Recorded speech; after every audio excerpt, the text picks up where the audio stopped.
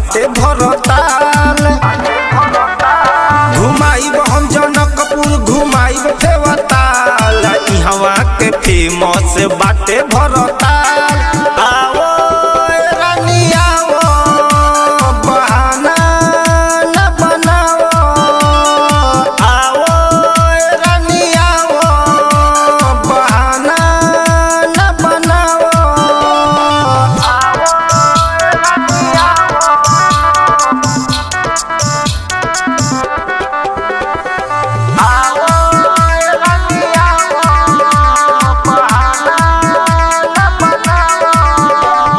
घरे से थके अह तू गाड़ी जाना हो तू रिजर्वेशन में, टिकट कटा के बैठिए करे जा टिटी काटी स्टेशन में। अबू नहीं तो झमेल हो जाई, रानी हो तुहरा जेल हो जाई, सब करना फोटो जाई, का करबू हो बोला।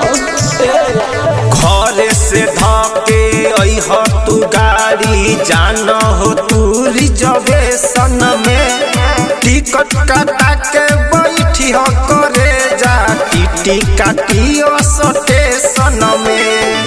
बुरस कौल मिली बिरगज के भंसार, तोहके घुमाइब हम जीतपुर बाजार। सेमरा एयरपोर्ट घुमाई बागमती के किनार, ए दिल्ली वाली माल सुनायाव नेपाल। आओ रानी आओ बहाना न बनाओ, आओ रानी आओ बहाना न बनाओ।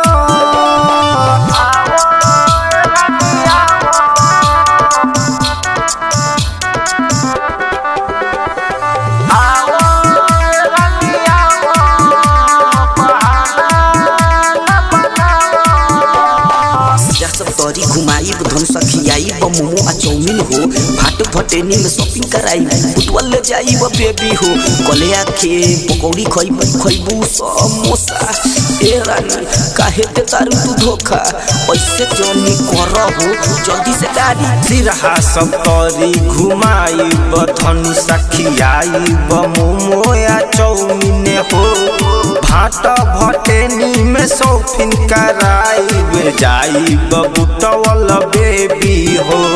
शिव शर्मिला के तूरो न दिल, बिरजू वीरेंद्र के इहे बाफिल, बाबा या राज के तूरो न दिल, जल्दी से आओ ना इहे बाफिल। आओ